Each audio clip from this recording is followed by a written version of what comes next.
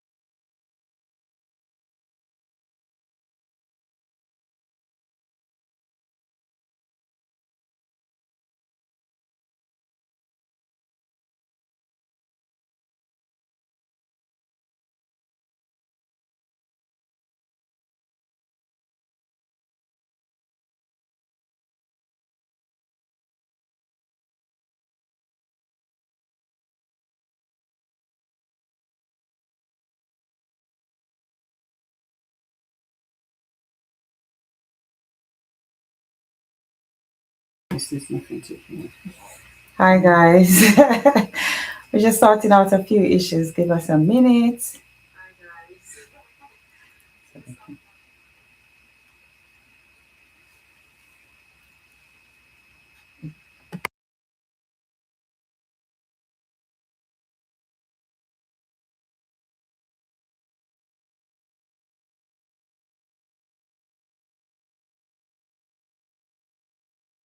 Action. Good evening. Good evening, guys. Hope everyone is well. Hope you've had a lovely day. Yes, I'm here with my gifts to you, giving voice to the voiceless live on YouTube. And I'm here with our host, one of our, the host of My Naked Truth. Yeah. Oh gosh, what a mouthful. No, it's nerves. It's the camera, Curlyn. It's the camera. Hi guys. Welcome to the Curlyn Daley Show. Right here on YouTube Live. And we're also joined with my guest this month, Yvonne Lee.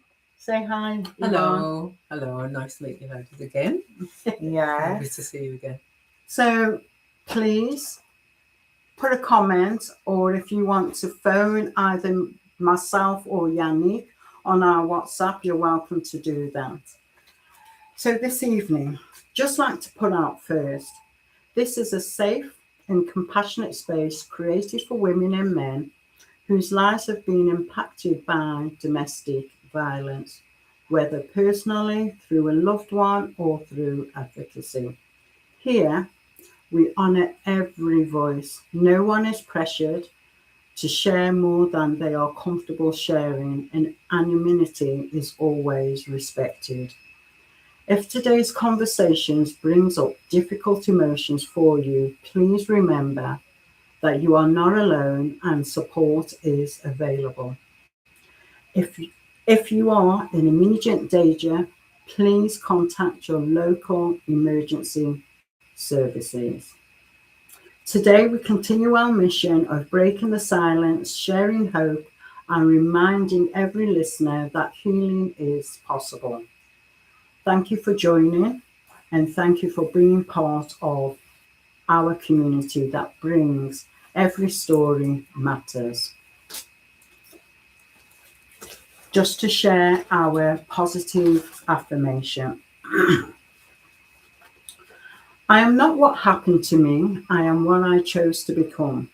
My scars are proof of my strength and my will to keep going. I rise every day and encourage power. I rise every day with courage, power, and resilience. I am worthy of love, peace, and a future full of hope. I survived because the fire inside me burned brighter than the storm. Each step I take is a victory over my past. I am healing, I am growing, and I am thriving. I have turned my pain into purpose and my wounds into wisdom. I am a warrior with a heart full of light. I am living proof that it is possible to overcome and still shine, and still I rise. Amen. Amen. Powerful, isn't it? Powerful. Powerful. Very powerful. So, guys, as I said, we are joined this evening with our special guest, Yvonne Lee.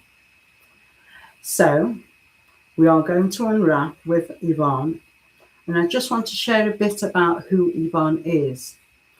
Yvonne is a gospel singer, songwriter, and AMP recording artist who is passionate about her music ministry. Yvonne sings at church events, conferences, weddings, and special occasions, and records in the studio. Yvonne is also a personal trainer, fitness instructor, which I know because I attend her classes.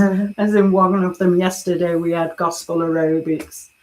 But yeah, she's a mother and grandmother. She is a certified Christian life coach and a survivor of years of narcissistic abuse. We'll be discussing with Yvonne. Her theme is when God wrecks your plans before they wreck you. Yvonne hopes to enlighten and encourage women, especially those in the church, who feel trapped in the same cycle so they can be set free and find themselves again, so they can fulfill their God-given purpose. So welcome, Yvonne. Thank you. Thanks for having me.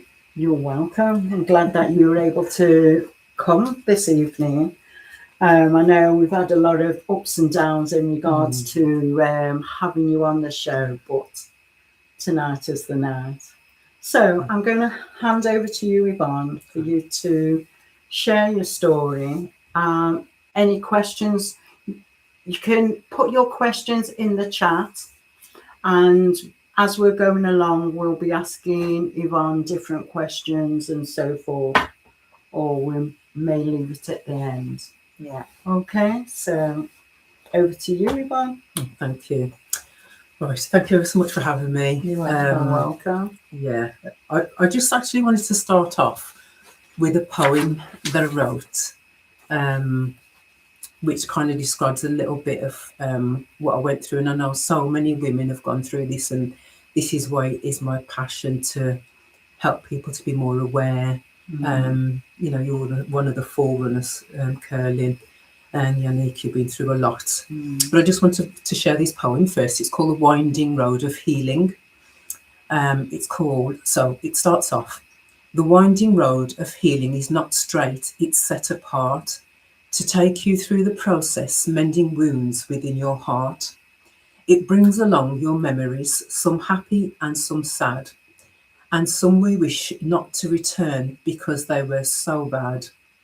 Emotions sore or battered, bruised, you reach out for your bandage.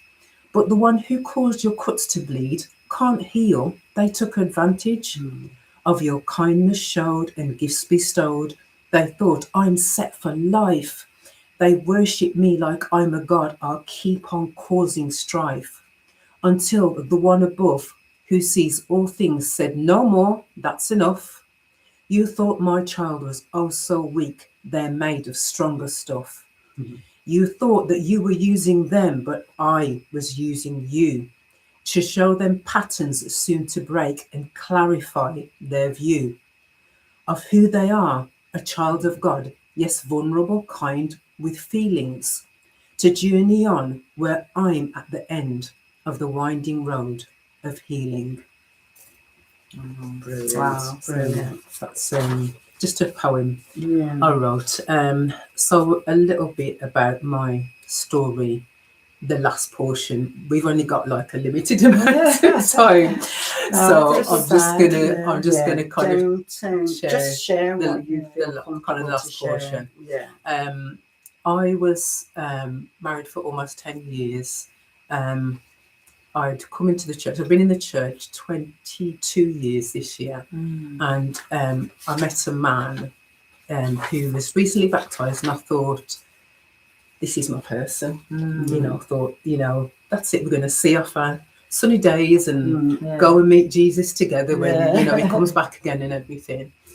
But as time went on, I realised that in your spirit, as we call it, you know that something's not right. It's off. But because I took my marriage vows very seriously, it was my second marriage, and I did not want it to fail. So you hang in there. But things kind of went on a downward turn. I'd say probably the last 2 or 3 years. And I didn't actually realise it was abuse until I went to a retreat, a ladies' retreat, in July 2023. And my friend is a social worker, and she may be watching, and I do thank her every day. I had 2 messages sent to me from my ex-husband, and she says, Yvonne, you do realise this is abuse? And I was like, is it? Really? I had no idea.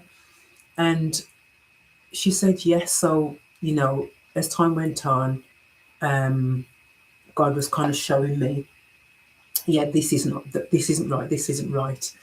And the reason why I didn't realise, because most people say, as I think we mentioned before, they say, "Oh, why don't you just leave?" Yeah. And people don't understand. There's two things. One, a trauma bond is very strong. It's literally like a drug effect. You try and get away. You try and rationalize and make some sense out of what's going on. But because you're trauma bonded to that person, it's like if that person leaves, it's like a drug. And I remember one time I'd asked them to leave, and literally I was breaking out in cold sweats. I just thought, you need to come back, even though the person, that's why I said the poem, the person that caused your cuts to bleed cannot heal you. So you, at some point, you have to let go. But God was in the mix of everything. And I realised the patterns that I'd formed over the years, because this was kind of like my third narcissistic relationship. And the word does get bandied about, but I had a pattern. And God, with this last relationship, broke that pattern. And I could see that my issues came right back to childhood. And I will say to people that you have to do your healing. You have to heal. I had a lot of therapy. I did an inner child wound course with a lady called Joanna Daniel, who runs a ministry called Wounds to Scars. So she does courses, sort of in person or online. You can find her on YouTube as well. So it's good that we've got women and ladies doing this ministry. So I did this 12-week course, and God was he was peeling back the layers of why I kept choosing or kept attracting these type of people. Can I just stop you there? Because like you said, there's a pattern, and 3 times you'd gone for the same type of person. So like you said, how did you break that pattern then? Or how did you realise also that this was a pattern with the 3? Because obviously the most probably come different times. I had to study it. Narcissism, the world calls it a personality disorder. Some of the traits of that might be true, but a lot of it is it's demonic spirits which are in the person doing what they're doing. So I had to do a lot of research about it. I've recently qualified as a narcissistic life coach. So because I wanted to see deeper, and then the mannerisms and the behaviours that qualify them to be on that spectrum. A narcissist is not going to tell you, "Oh, by the way, I'm a narcissist." Nice to meet you. They're not going to tell you, but there are identification things that show you who they are. So I had to learn about what things they do, different types of narcissist. And that's when God was opening my eyes to say, okay, you've seen this before, Yvonne. That happened before. This is how they behave. So that I could break it and realise where it came from, which was really from my own household. One of the things that they do is daily rages. So arguments, they literally will be like in your face, arguing the toss. But it's on a daily basis, and that wears you down. And growing up, and I know that a lot of I'm from a typical Jamaican household, and a lot of that does go on. And I realised that's where it came from. It came from my home with a particular parent, since gone now, and I don't blame them because that's all they knew. But that made me out like a people pleaser, and I had to manage their emotions and appease that rage, which was, I say, it was on a daily basis. So I thought that my last marriage, that was normal. Oh, people argue all the time, and as I say, I didn't want it to fire, so I hung in there. But God, he just showed me, right, this is what it is. I still wanted to make things work, but I'm kind of skipping forward kind of a few things. But I had my suspicions that this person was not being faithful. but I couldn't prove it. And I think, especially when you are in the church, when you're a Christian, we know kind of from the Bible that infidelity is, where if you find out the person has been unfaithful, you can get divorced. But I had no proof. I asked the person outright. They denied it. A lot of things went on, but it was God that literally opened the floodgates, as it were, for me to find out, yes, that person's having an affair with not just one person, more than one person. And that's when I was like, it took me about a week before I said, I'm done. I've had enough. I'm not doing this anymore. And I filed for divorce in the September. And that was finalised in 2024. And how long did that marriage last? Nearly 10 years. 10 years. Nearly 10 years. But some of the things that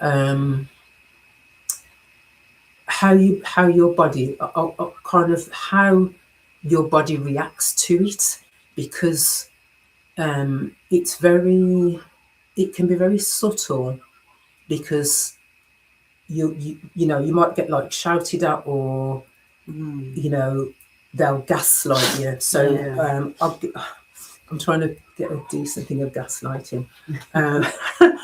It's a little bit personal. It's a video okay, showing something a bit personal. Yes, up to you. So you want to share.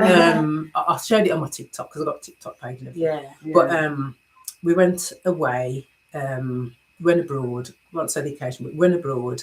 I used the shower. I was on my period, and I was like, I need, when you need dark towels. Dark towels. There was no dark towels. I was like, okay.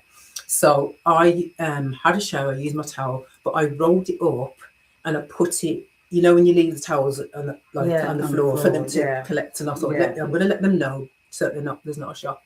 I came out, my ex went in, had a shower, came out and started like shouting at me, why did you leave the towel on the towel rail when it was used? I said, I didn't. And he said, yes, you did. Like, you left it hanging up on the towel. I said, no, I did not. I'm very particular about things like that. Us as women, we are very particular. But it literally went into a full-blown, massive argument. And in the end, I just said, well, if that's what you think, then fine. Because he would not back down. And that happened on more than one occasion. So that's it. They tried to make you feel crazy. So you start questioning yourself. Did I put the towel on the floor? But, when so you know that you did. And it's only like after the relationship ends that things start to drop into place. Oh, that happened, and you realise what it is. And as you investigate more into it, you realize, okay, that's the pattern of what they do. So that's an example of gaslighting. Yeah, that's an example of gaslighting. So, but kind of going to the start of it, love bombing, most people have heard of love bombing. So they show you the affection, they tell you that I've never met anybody like you before, you're my soulmate, and it's literally within days, if not weeks. And I'll say to women, don't, especially if we just connected, we've been seeing each other for a week. It's not real. It's them that they have to get a hook into you somewhere first, so that they can then start to manipulate and feed off you, because they know. Why I say people to get their healing, they know your vulnerabilities. They know. In some ways, I say, even though we all have narcissistic traits, narcissists require a huge amount of validation. So they can't just get it from one person. It has to be multiple people. And also, people pleasers need validation as well, because we never had it in childhood. A lot of us from our type of households, not everybody, but we were fed, we were clothed, we had shelter, But emotionally, That's right. there wasn't anything. Emotionally, we were bereft. Yes. Because, you know, my mum used to work a lot and my dad was working as well. So you like the latchkey kid. I was a latchkey kid, you know, came in, you know, made the dinner and whatnot. But the emotional support just wasn't there. You know, it was just like, do as you're told, speak when you're spoken to. So you don't have any autonomy as a person, as a child growing up. And everybody needs that. I've tried to ensure that my children have had that. Even though, yes, they've had a rough time as well, that they've got their own autonomy and they're able to explore their own feelings. And that's where the breakdown happens in your childhood. And then you just go on with these patterns. My first relationship that I had at 19 was extremely violent. I stayed with him for about probably just under 2 years. Because literally I was battered, I was strangled. It was really bad. It was really bad. And it was only really my dad that said, you're never going back with him, otherwise you can't come back home. And I was like, okay, Dad, you know, but it still didn't break the pattern because I hadn't healed. So yeah, it was. Yeah, wow. It's a journey. It's a journey. It is a journey. I don't think you know, healing is a journey. I don't think it's something where you can say, oh, right, I've done it, I'm good. You know, it's all a journey. It's like our Christian journey. It's a journey through life, but you're learning lessons as you go along. And I can honestly say now, at the time, because when I found everything out with my second marriage, it was 2023, and it was devastating. I couldn't even like speak some days, you know. It was just tears, because you realise that the whole of the marriage was a sham. Because they target you. They target you, whether it's for a roof over their head, whether it's money, whether it's sex. That's what they do. They're not there because they love you. There's nothing of the sort. You are just an ulterior motive.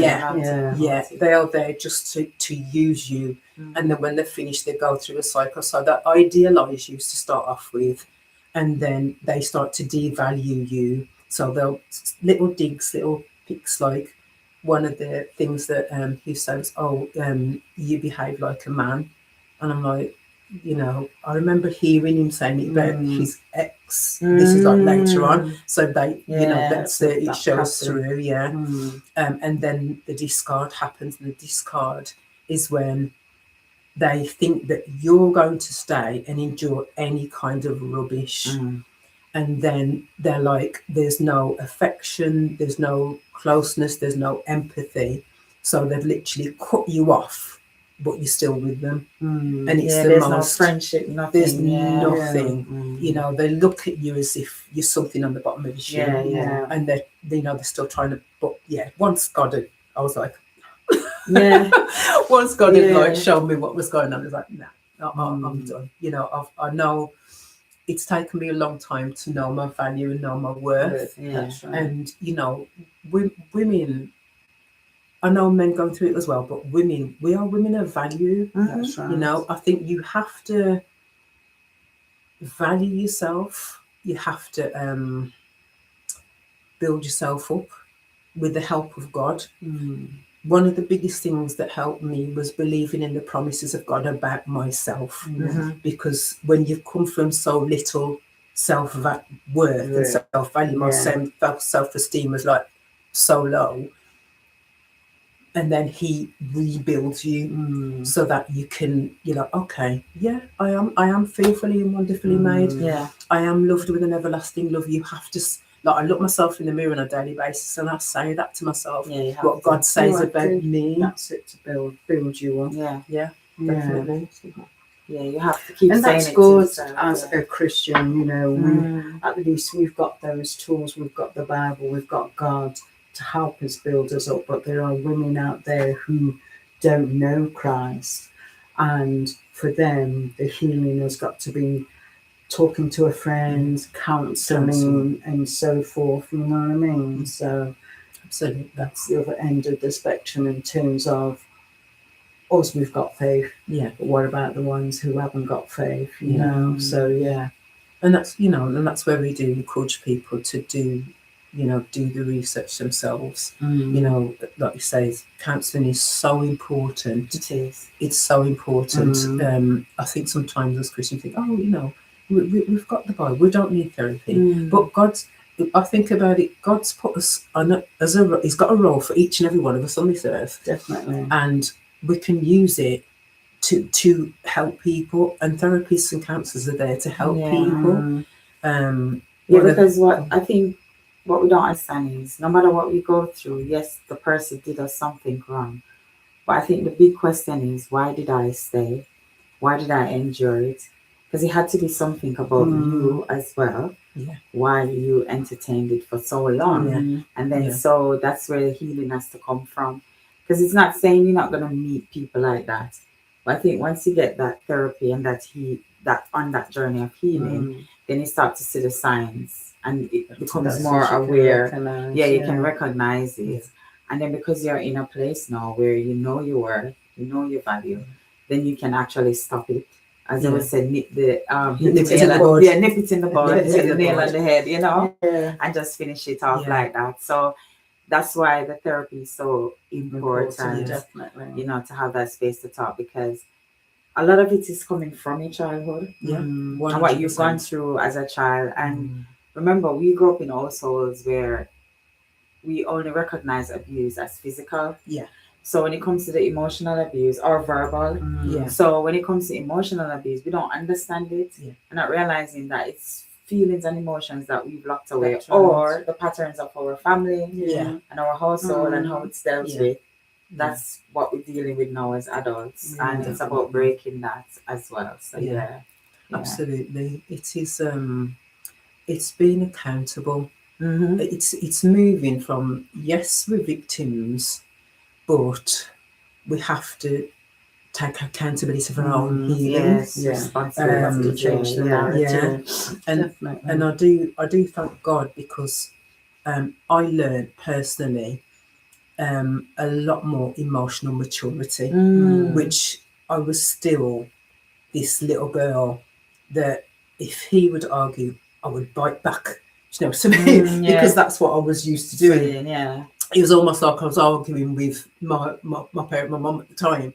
So I thank God that he showed me emotional maturity. So different things happen and I don't react the same way anymore. I'm not the same person, which I'm so grateful to God for, because we have to grow, we have to heal, but it's on us. Nobody else can do it for us. If we want to change, we have to put it out there. We have to do that for ourselves. And I know sometimes it can be expensive, but think of the things that you spend your money on. I didn't admonish anybody to get invest therapy and invest, especially if they don't have, like you said, if they don't have Christ. It's an absolute must, to get that, to help you through. I just wanted to, so maybe like some people. I was going to touch on, if you, my thing is, well, two things. So my first thing is I'm actually doing a degree in counselling and psychology with mental health to help people. God just opened a door, so I'm walking through that door so that I can help people in the future with it. What was the other thing I was going to say? So there's the counselling. So some of that's it. If people, I'm like trying to help women, especially in the church, anywhere really, because the longer you endure this type of abuse and domestic violence, it makes you sick, physically sick, mentally, but physically. So you get a lot of autoimmune diseases, fibromyalgia, different things like that. I have I started off with about 6 fibroids, and they were manageable. Yeah. But over the years, I noticed that when I was having my cycle, it's petered off now. Yeah. You know, I know we always say thanks or thanks not for perimenopause, but Yeah. perimenopause has its benefits. Yeah. But one of the things, my cycles were extremely heavy, and one time it was like 10, 12 days it was going on. Wow.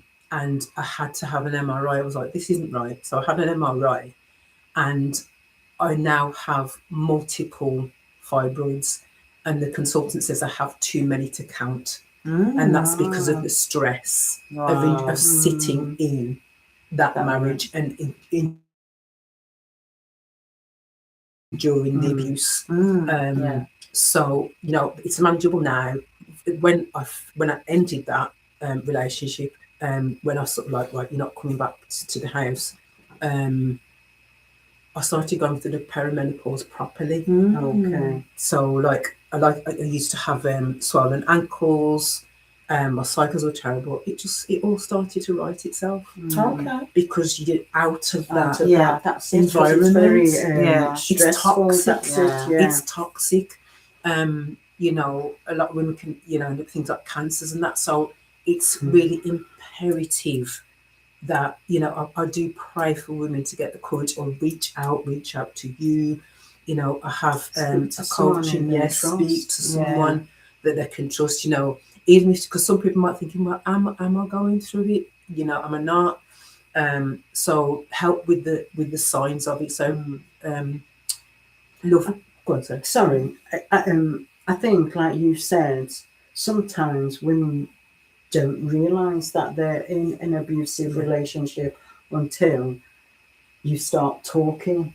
You know, they know something's going on, and but at the same time, you're thinking, that can't really happen to me, because you hear of that happening to whoever down the road, but not necessarily thinking it's happened to yourself. And then when you start sharing, after the guilt and the shame and everything else, and you realise that, yes, you are going through that abuse, it's getting that help and getting that understanding, and you know what I mean, the support. Yes. So yeah, that's true. Definitely.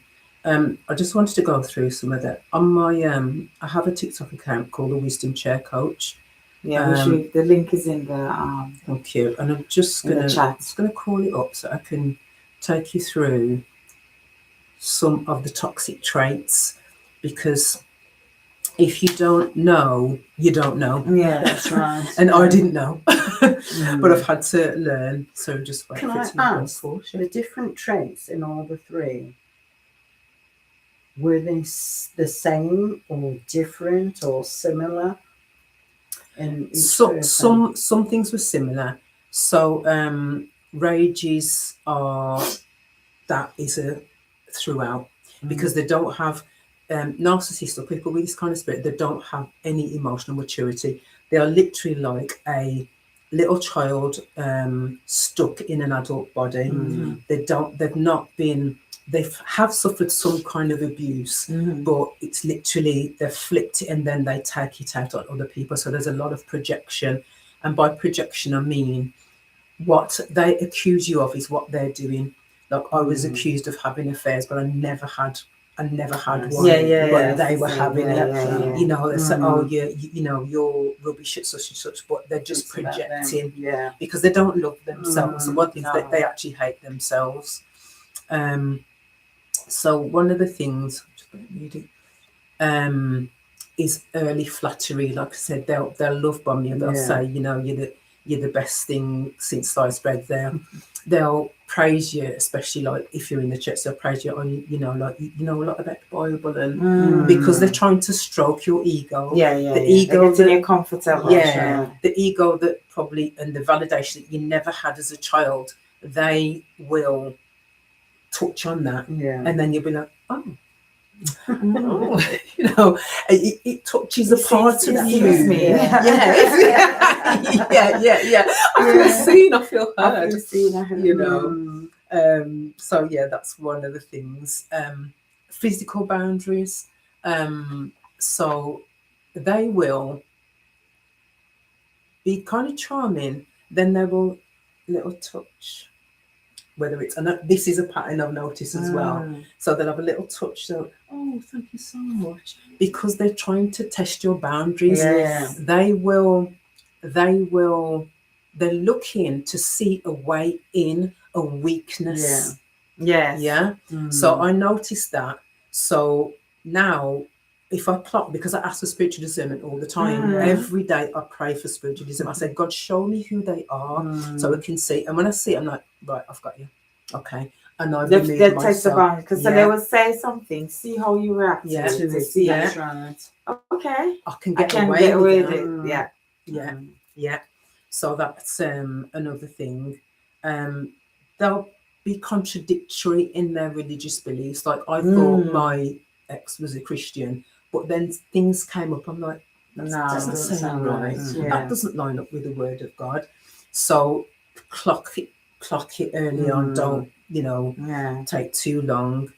One of the reasons as well why people sometimes struggle to believe that really are they really abusive, is because their outward image that they've portrayed to the rest of the people around you is the good deeds. That's right. So they'll get the people say, no, but they bought me this, or they helped me with this, or they helped me with that. But it's the ones behind closed doors that know the truth. We said remember one of our sessions we had, we talked about the person behind the closed doors and how they get along with everybody else. And when you're telling or sharing with them that you've gone through abuse, and you're thinking, you can't have. Or even the things that you're saying, because if somebody else hasn't been through what you've been through, they can't get what you're saying. So it sounds like you're just being petty and you're just being picky. And that can't be real, because that sounds like something you're making up.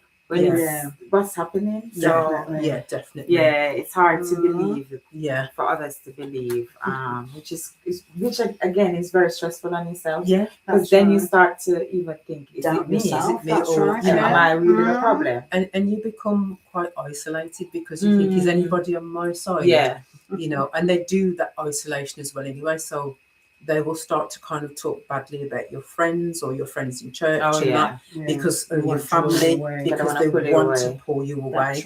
They want you to only have them as your source of comfort, even though they're inflicting the pain. And before I forget, one of the things that they try, which is it's across the board, is breadcrumbing. And so they'll be affectionate for a bit, and then it'll drop off. They'll pull away, and they'll be cruel, and then they'll say sorry, and they'll put a little bit more of crumbs. But over time, you're just getting one and sorry, can I do Jamaican? One and two. Yeah, one and two. Little one and two. Something. And you're like, and literally, because you're in such a state of, you're trying so damaged, and you're trying you're hanging on to that little crumb, and that's why it's hard to leave, because you think, like, it can be nice, it can be nice at times, but that is a part of the abuse, because psychologically that's how they mess with your head, because your cognitive dissonance comes in, because you're thinking, well, sometimes they're like that, and then so you're getting confused. That's what it's all about, is to confuse you, so that you don't know whether to come, you don't know whether to go. That's right. Another reason why you tend to stay, because you're thinking, well, there's a possibility he's going to change, because he's shown that side to me, so therefore who knows? You're always willing to give it that. And I think because we are empathetic as women, we're just like, hang on in there. Another thing as well is they talk a lot to other people, so they recruit what we call flying monkeys. Some people have probably heard of it. So flying monkeys is anybody that the narcissist will talk to, that will take their side. So they may know you, or they may not know you. It's who will believe them. It's who will believe what they've kind of fabricated. And sometimes I had to cut a friendship off because they believed what they said. But God was saying to me, do not renew this friendship. Yeah. And he showed me that no, I see their pattern as well. Mhm. So you just sometimes you're going to lose people, Yeah. and you're going to have to be okay with it. Yeah. This is where the right. people pleasing has to go. Mhm. So the people that love you and know you, they're the They'll be ones that there. will be there for you Mhm. and you stay with. But the ones that are like, well, I just, no, you just need to Yeah. just them off. walk away. Yeah. Your block game has to be strong. It has to be strong. And don't let them back in, because then they'll start to, the manipulation cycles will start again. And not even that, them same people could be befriending you to take information back to them. Mhm. Do you get Yeah, me? yeah, yeah, So yeah, You have to be definitely have you're to not, be you, so. I tell you, I'm not the same. Because I'm not the also same the thing is, person. because these things are spiritual as well. Yes, So yes. it's like it's quite deep. And as you say, Very. if you're not in tune with yourself and who you are as a woman, it can just deplete you. As you said, no discernment, so you can't pick up on what is and what is not. That's right. And and then that's where you get into state of deep depression. It can go off your head, it can make you go crazy, because it's that thing. It's egg games, in it. Yeah, Mind games, 100%. and 100%. yeah. And I will advise, there's a phrase going around which is saying decenter men. And I don't think, I don't agree with it fully, because we need each other. That's right. You know, men need women, women need men, but it's having the right person in your life. Yeah. So I don't think it's decentering it. I think, especially for women, because this is me, people in the world might see it differently. Men are pursuers. Yes, Yeah. So if you value yourself, let them pursue you. Yeah. But have it on you've got to set your boundaries. Definitely. If you don't set your boundaries, that is when you're going to stumble right back in another one. And that's where you must pick up on the things, that they're doing or not doing. Yeah. I would never admonish a woman, if a guy is interested, a man, to chase after that person. They have to put, if they want to be, they have to put that effort in. They have to put their effort in. And that's where it comes back to the healing. If you're not healed and you're looking to do another relationship, you're gonna go. It's gonna go the same way. Yeah, it's gonna go the same way. Yeah. So save yourself the heartache and get the work done first. Yeah. Value yourself, build your boundaries. One of the things that I picked up in my Bible, when Jesus, because the Pharisees were narcissists. They were very self-inflated ego. They were grandiose, because there's grandiose and there's covert. Grandiose, you can see them coming a mile off. My ex was a grandiose, but he hid it as a covert. Because to be honest, I didn't like him when I met him. I was like, he's arrogant, and I should have picked up on that's who he is. Do you know, to follow my first instinct? But the Pharisees were narcissists, and when Jesus tried to speak to them, and then because they wanted to kill him, didn't they? Yeah. He removed himself. He didn't stay there. He didn't argue with them. He didn't barter with them. He just removed himself. You read in the Bible, he removed himself every time. So you have to remove yourself. Yeah. You have to. Okay. You've put as your title, "When God Wrecks Your Plans Before They Wreck You." Could you explain a bit in regards to? Right, you see when you don't know, you don't know. Right, so even through all of the marriage, it's like this. Up, down, up, down, up, down. We had planned to do a 10-year renewal, so the hotel deposits are down, invitations have gone out, all of this. But God is just, I tell you, God is amazing, because He could see. So I went on, as I say, this retreat with my friend, and I had these 2 long messages from my ex, and she said she listened to them. She's a social worker, and she says, Yvonne, this is abuse. She just said, this is abuse. And she says to me, I don't think you should go ahead with it, at least postpone it. And I said, okay, we'll postpone it. And then God just peeled back a bit more and a bit more until I was just like, no, it's not going to happen. It's not going to happen. Because what I would have done was been deeper into it. Do you know what I mean? Like you're renewing your vows with somebody that just does not love you, and they're just not for you. They're abusing you, and I was there just thinking, giving them license to second license to do it. So it was hard, but I was just grateful to God. I was grateful to God, and down the line, I was like, thank you, God, that I didn't go through with it, and that I did shed a bit of a tear when it should have been, because I was thinking, it's looking so lovely. It can be heartbroken. Especially something you're looking forward to. This is it, and the weather was beautiful. With you deciding to call it a day in regards to your anniversary. Oh no, I blocked him. Oh, okay. I didn't. I'm trying to think when So when it was around the time we should have done, I went on holiday. It was my first holiday on my own. I was so proud of myself because I'd never been away. It's always been the kids, like it was him and the kids and or me and him. And it was my first holiday. I went to Cornwall on my own, the time that we should have done the renewal. And I had a voicemail, and that really upset me. And I think after that, I blocked his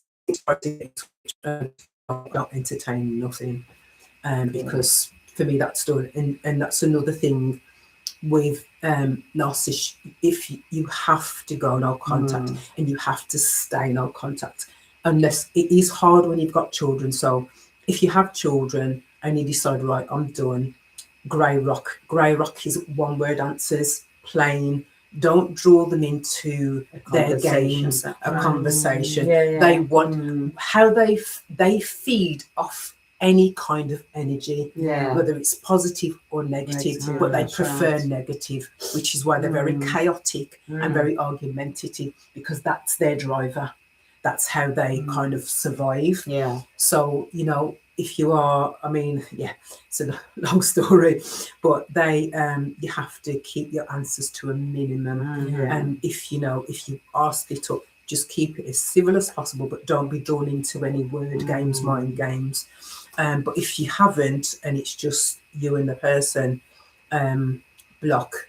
They will hoover you. Hoover is when they try and draw you back in. Letters, phone calls, messages through other people, texts, emails. You have to cut it all off, because the minute you say, you know what, I'll just give them a chance, they're back in. They're back in, and they think that they've got another chance. And don't believe when they say, I'm really sorry. I'm sorry that it happened. Can you just give me another chance? Because all you are doing is give them another license to take you through another cycle of abuse. That's right. And just even recognize when they're saying they're sorry. They never be specific of what they're sorry for. General. So that means they haven't even thought about what they've done. So that's the key as well, because somebody can come back and say, I'm so sorry for everything that I've done or that I've done, but okay, what did you do? What was it? What is it that you're sorry about? And they can never be specific. No. So that's one of the things to look out for. They can never be specific about what they're apologizing for. No. Absolutely 100% right. What led you to becoming a Christian life coach? I know for me how much God and the Word of God has helped me. And I think I do feel for people, especially with what's going on in the world today. What pops up on my feed a lot is there's a lot of femicides, and it's really disturbing. And I think I think everybody should try. We are witnesses for Jesus Christ, and it's trying to help people to trust His word. The word is not dead; it's living, breathing, and active. So when you start speaking that word out over your life, speaking it over yourself, it gives you the power to then combat, because we wrestle not against flesh and blood. this is a spiritual battle. I think Yeah. even people in the world realise there's something not right. right. No, here. definitely. There's something going on here. Mm. And I think it would be remiss of us to ignore it and just say, oh, yeah, just do this and do that. But when you know God for yourself, when you know Jesus Christ for yourself, he is the one that fights the battles for you. Yeah. I didn't find out about my ex having affairs. It was God that revealed it to me, Yeah. you know, in a specific way, where there's nowhere to go. I've got records, you know what I mean? So he can help you to overcome all the stuff you've gone through. And I want to help people to do that, to help them, like he's helped me. You know, that's what I wanted to do. Okay, lovely. I suppose you could more or less answer my next question. You say you want to enlighten and encourage women, especially those in the church. Why? But you more or less answered it. My next question, and why do you feel that you are trapped in the same cycle, and how do you know that they have stayed because you have forgiven their spouse or husband? Does that make sense? And why do you feel that they are trapped, from what you said, in the same cycle? And how do you know that they have stayed because you have forgiven your spouse? Is it me forgiving my spouse? Yeah. I'll forgive him. I pray in the name of Jesus Christ that he's in heaven. That is my prayer for him, because I know that if that's a kind of life cycle that you're living, it must be a miserable existence. It's got to be a miserable existence, because you're just repeating the same cycle every time. You're moving from one person to the next person to the next person, going through the same cycle. And it's sad, because their abuse makes you sick, but they're also getting sick. Can you imagine all that negativity? It's going to affect your body. Of course. It's going to affect your mind. Well, it already has, but it's going to start to break down internally. So a lot of illnesses will come upon them, sadly, because they're carrying all that negativity.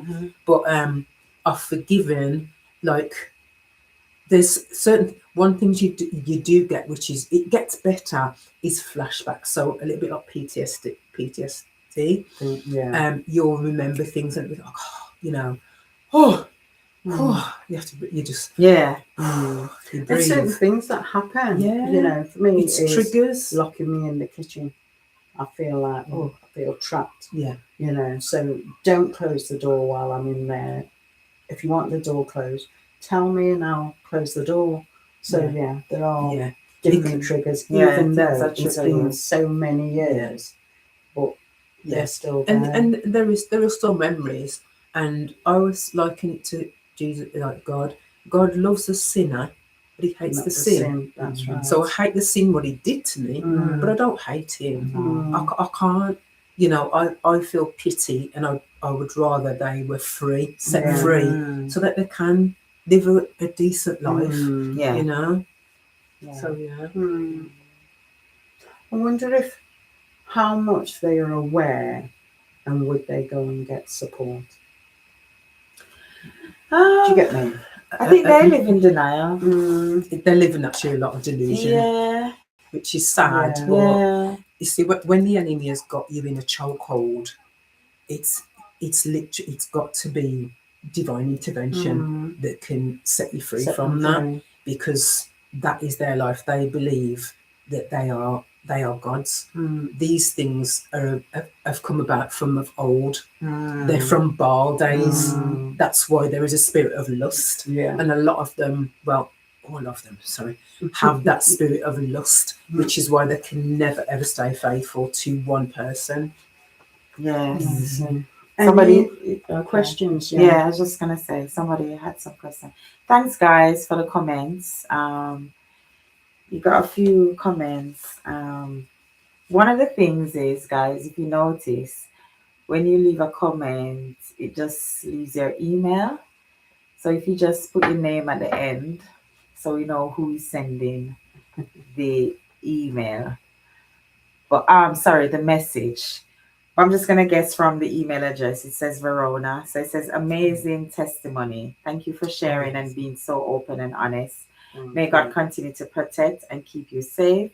You have used your experience to warm others. God bless you moving forward. That is the lady that helped me. Oh, yeah, you So got a much. few people that's saying you're all inspiring so many women.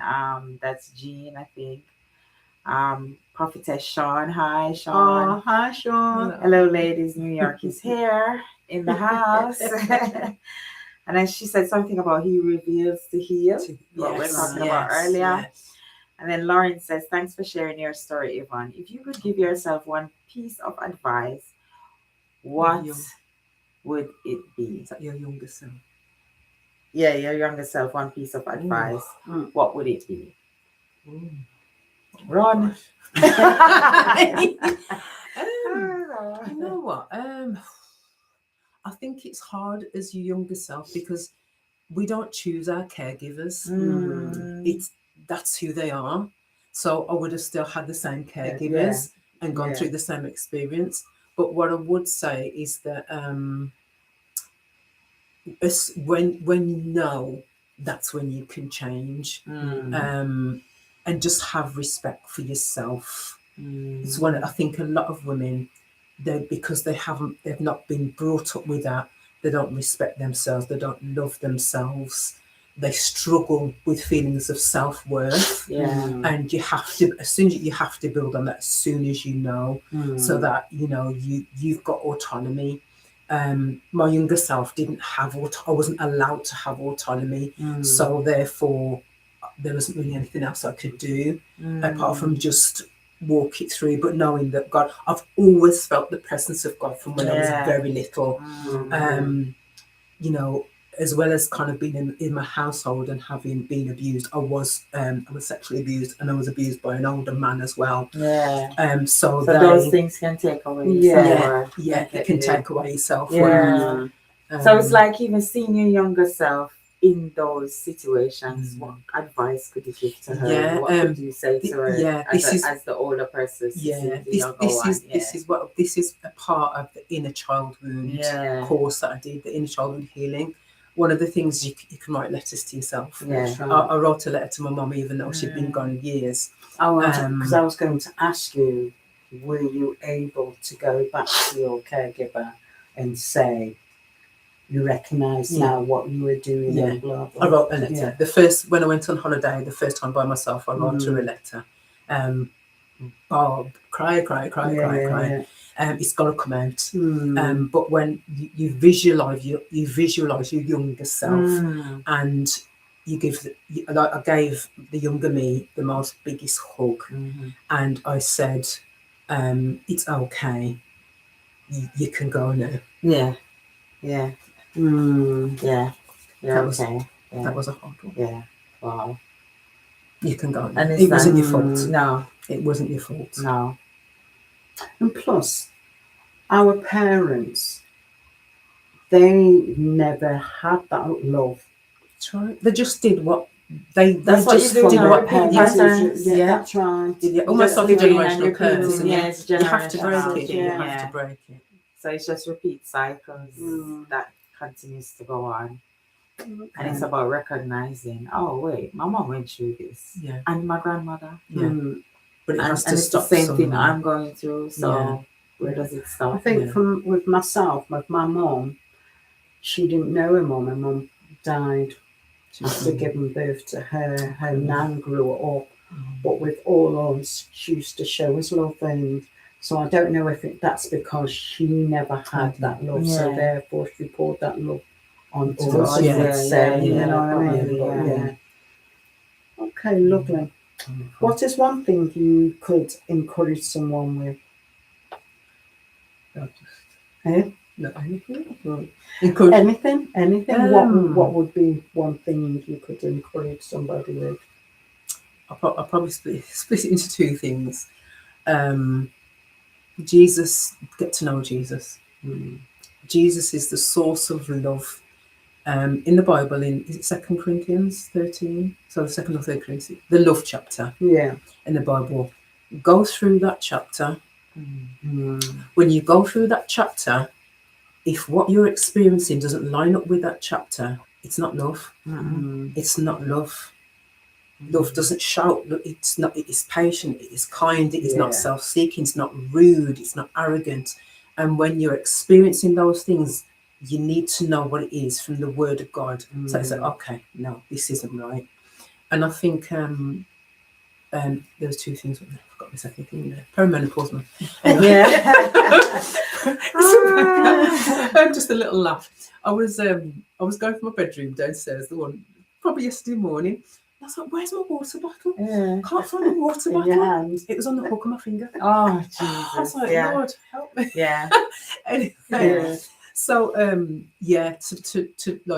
to know what love is. What was the bit of the question? What was the thing I couldn't punch somebody with? One thing to encourage somebody. And he said 2 things. So I'll do the first one. Is to love yourself and don't settle. Yeah. And people think, don't settle means, it's a romantic relationship. Don't settle in any area of your life with your friends, in what you're doing. If you have a vision, if you have a dream, go for it. In my big old age, as they call it. Right? I'm not going to say what it is. In my big old age, I'm stepping out. God's opening the doors, and I'm stepping out in it because I don't want to look back. I want God to say, "Well done, thou good and faithful servant." He's given me a gift. He's given me singing is my other ministry.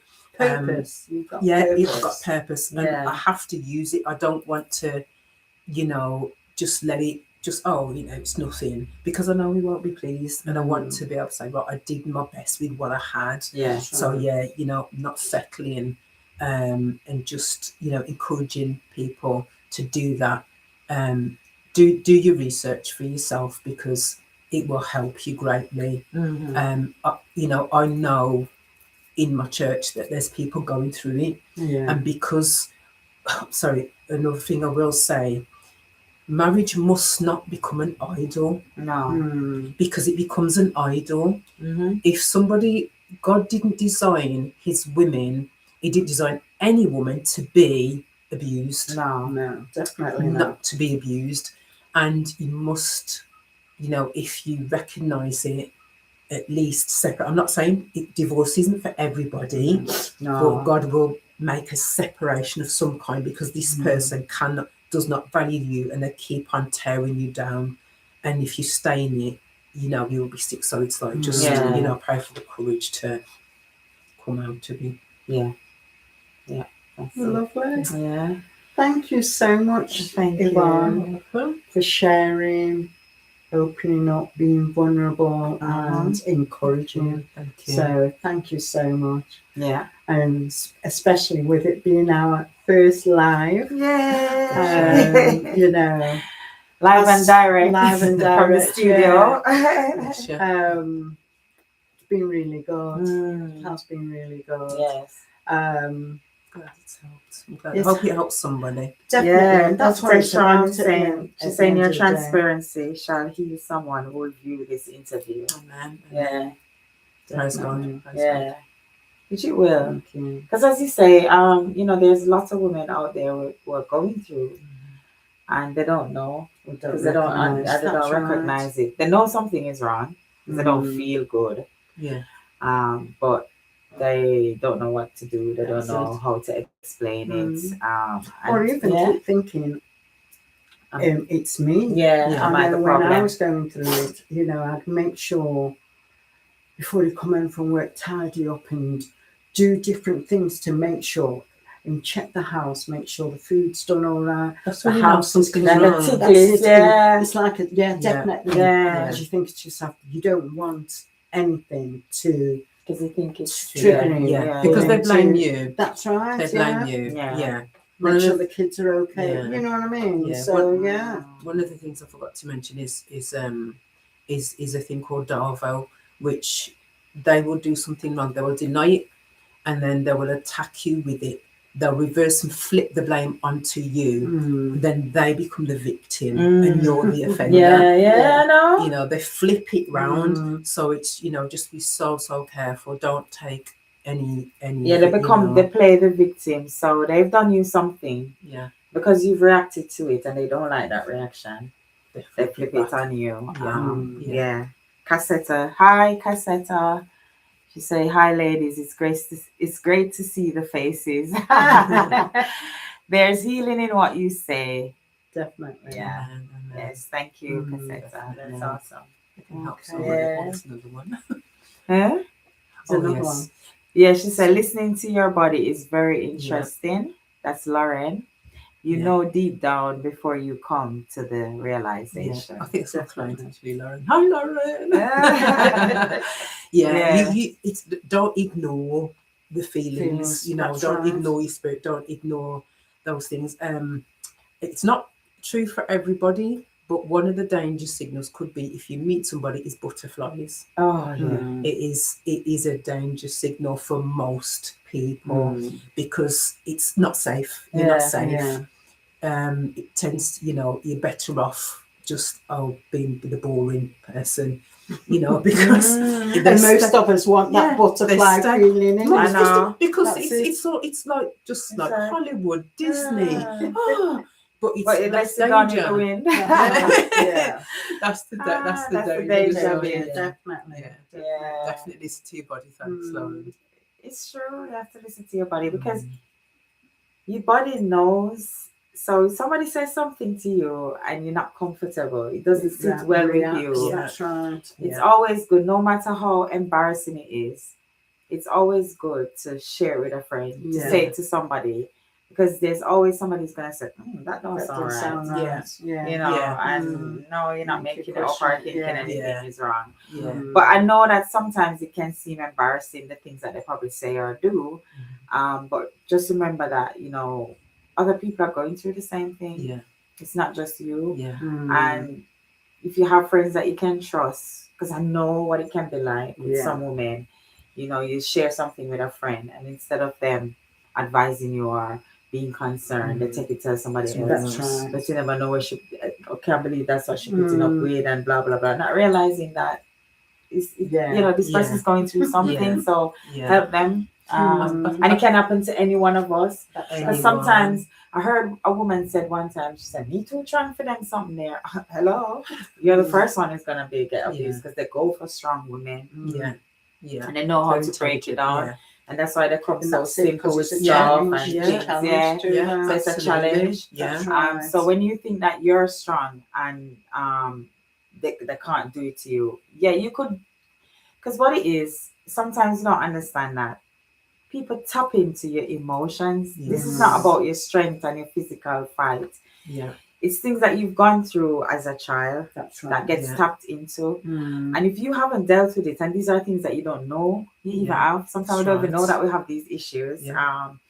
And so you're thinking, you've gone through situations or other relationships where men have tried whatever and they haven't gotten away with it. And you're always the one to say boom, boom, boom.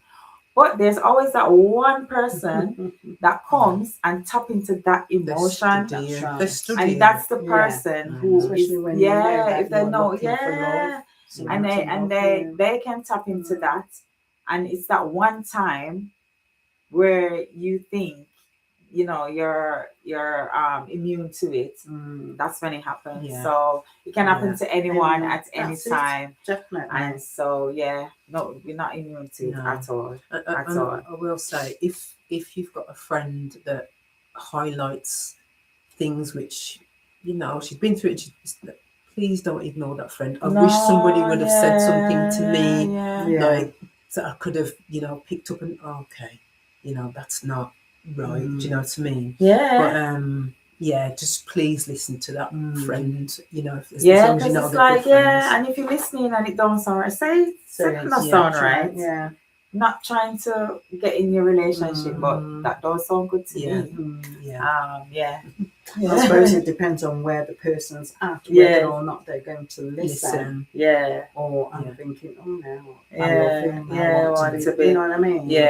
So But it yeah. depends on Yeah, because your sometimes they're probably not approach ready and so forth. to That's hear it. it. Yeah. or accept it. But still say it, because I Yeah. think the person will appreciate it after Yeah. they've come to that Mm. realization. They'll say, you know what? You kept saying that to me Yeah. and I wasn't ready, Yeah. but thank you. Yeah. So, So, and yeah, at least they would know that they can come to to you. you. Yeah. I would Yeah. say one thing, if people, attention is not intention. Mhm. So somebody can give you attention, Mm. but their intention is very Alright. different. Yeah. So Yeah. be very careful. Definitely. Okay. Do we have Alright. another? Yeah. Marcia Bennett. Hi, Marcia. Hi, Marcia. Yeah. Say thanks, ladies. Yvonne, thank you for being so open. This shows me that you are willing to let go. You are healing in a positive way, my sister. Thank you for sharing. Bless you. Ah, Thank thanks you. for the Thanks, comments, Marcia. guys. Thank you. Thank you. Thank you. Well, we're coming to the end of our show. It's been a fantastic show, really enlightening. Thank you again, You're Yvonne, for welcome. sharing. Yeah. And You're welcome, ladies. It's been a pleasure. it's been good. Few shout outs, couple of birthdays I've got for the month of July. My grandson, Jaden, my stepson, Sion. Jaden's birthday is 25th of July. Sion's birthday is the 29th of July. My good friend who I grew up with in Stoke, Linnaeus, happy birthday. Maxine, Brenda Lee, Maxine Burrell, and again, Sion I've got. And tomorrow would have been my dad's birthday, so rest in peace, Dad. Can I do your shout out? Yeah, you can. Yeah. So it's my nephew Saxon's birthday today. Happy birthday. Mhm. It's my godson's on the 4th, Jake, and then it's my niece's Roxanne's on the 19th. I can't remember anybody else's. So yeah. Happy shout birthday out. to everyone. Yeah, that's celebrating a birthday this Okay. month. And just to say that we've got a concert on the 12th of July, Hope and Peace concert at the Church of God of Prophecy at Gloucester Street. That's in Wolverhampton. That's a ticket event. So if anyone's interested, you can get in touch with myself. We've got a district convention in Stoke-on-Trent. Yeah, my hometown. That's from the 10th to the 12th of July. And their theme is the God who sustains. Amen. And where are we? The Church of God invites you to their national convention from the Friday the 10th to the 12th. And that is, I can't see, the Church of God, sorry. Theme, not by might nor by power, but by the Spirit, saith the Lord of hosts. And that's at the Long Lane Church, Hales Owen. That's my part of my daughter and son-in-law's church. And just to say, Yvonne is available on a Tuesday and Thursday, doing gospel aerobics on a Tuesday, and on a Thursday we do at 7 o'clock. Pilates at 7 o'clock. And that's at the go on, can I? Yeah, it's the Vanessa Charlotte Studios, which is in Wolverhampton. And it's where the Waterstones is in Wolverhampton town. It's on the same side. So that's aerobics at 7 o'clock on a Thursday. A Tuesday, and then Pilates at 7 o'clock on a Thursday. But there's going to be a couple of more classes added as well. And I also personal train. So yeah, if you want to, can't wait. Yeah. And where can they find you online? Yes. So I'm Kingdom Health and Fitness on my Instagram. I don't post as often as I used to, but Kingdom Health and Fitness on my Instagram, all one word. And then TikTok is the Wisdom Chair Coach, which is kind of helping people to do like narcissism, seeing the signs, encouragement, little prayers and stuff. So you can do that. You can see that on the Wisdom Chair Coach on my TikTok account is a link tree to my coaching. So it's a link tree to my coaching page, but there's also like prayers and like little downloads you can do for free as well. Okay. Nice. Okay. Nice. Again, thank you guys. Really appreciate you jumping on this evening. And also like, share, and please, please, please subscribe. And we'll see you again next month. The first Wednesday of the month, guys. Don't forget. Okay. And yeah, leave us a review in the comments because I think you can still put comments into the chat. So just leave your reviews. You can continue sending out, and we can answer where possible when we see it. So thanks again. I think Prophetess Sean says it was not your fault. And she says cycles must be broken. Definitely. The gift from the Lord to be the cycle breaker in the bloodline. Amen. Agree. All right. Jesus' name. Yeah. So thanks everyone, and see you next time. See you next month. Bye. Bye. Bye. God bless you. How do you save, upload? And we'll no longer be. Oh, God.